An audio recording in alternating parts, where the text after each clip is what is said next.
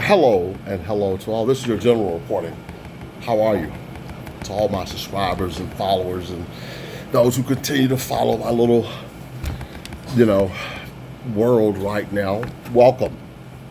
And I will say to you all that it's still a beautiful day. It's still a beautiful day, even though those who follow me know that I have experienced some vicissitudes, some real challenges in trying to, keep up my ministry and my comedy and so forth and so on.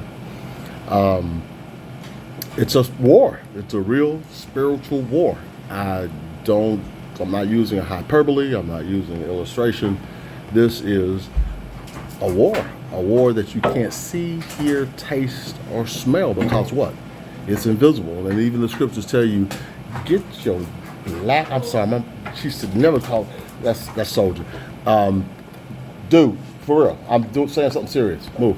I lost my thought. Anyway, no, I was saying, yeah, we're in a war. It's a war. It's a real spiritual war. Get back. See, you just made me do that. I'm peaceful and loving for real. I don't, I was just, trying to get his attention. So anyway, no, what I'm saying is that we are in a war that you can't see, hear, smell, or taste. It's invisible. And there's a scripture that says, in Hebrews 11:27, it says that Moses could see the invisible one. What did that mean?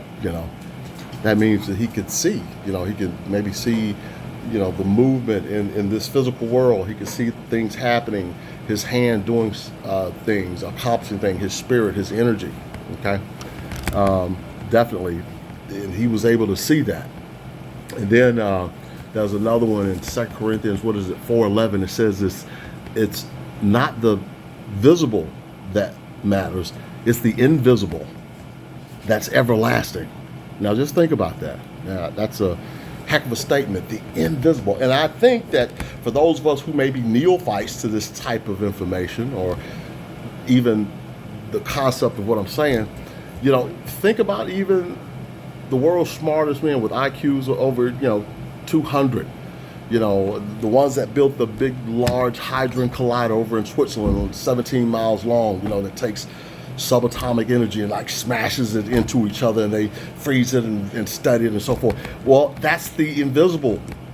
And these men know that there's answers in the invisible, and that's really what they're doing. I mean, if those of you who have not researched it, I encourage you really go check that out, because it's connected spiritually. The ones who have said to those of us who are believers, who believe that there's wicked spirit forces and dark energies, and some may refer to them as ghosts and so forth. Well, these scientists, they look at us as crazy, but what they found in that LHC, that Large Hadron Collider, has made many of them not even believers. What they said, they put a signature onto our belief in paranormal activity.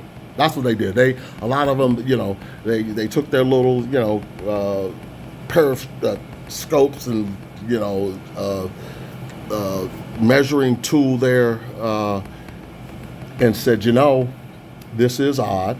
And so they put a signature to it. So they have adjusted their belief, which should tell you something, that we've been right all along.